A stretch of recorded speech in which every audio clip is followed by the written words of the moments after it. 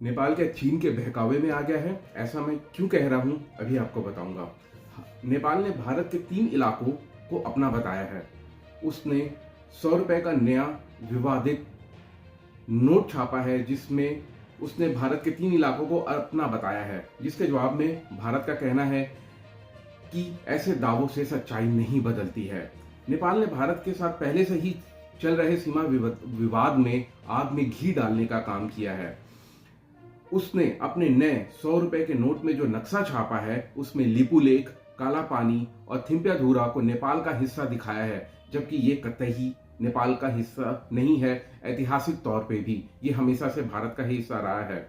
भारत भी चुप कैसे बैठता, उसको भी जवाब देना था। उसने नेपाल के इस कदम की कड़ी आलोचना की है। भारत का कहना है कि ये एक तरफा कार्रवाई है और इसमें ऐतिहासिक तथ्यों को पूरी तरह से नजरअंदाज किया गया है। 5 साल पहले ओली सरकार ने यह विवादित नक्शा जारी किया था। 2020 में पहली बार यह संशोधित नक्शा जारी किया गया और नेपाल की संसद में इसको मंजूरी भी मिल गई थी। भारत ने उस समय भी इसकी कड़ी आलोचना की थी और यही कहा था कि यह एक तरफा दावा है और पूरी तरह से मनगढ़ंत कहानी है, जिसका ऐतिहासिक तथ्यों से कोई लेना देना नहीं है।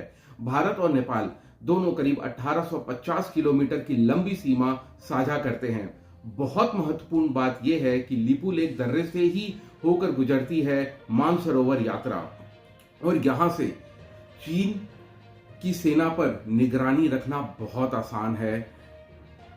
तो क्या हम मान सकते हैं कि फिर से इस आग को भड़काने के पीछे चीन का कोई मंसूबा है? उसका ही हाथ है। वह भारत और नेपाल के बीच में शांति नहीं चाहता। वो किसी ना किसी तरीके से इस आग को भड़काए रखना चाहता है, इस सीमा विवाद को भड़काए रखना चाहता है। खैर, आने वाले समय में इसका पता चल ही जाएगा। तब तक के लिए धन्यवाद।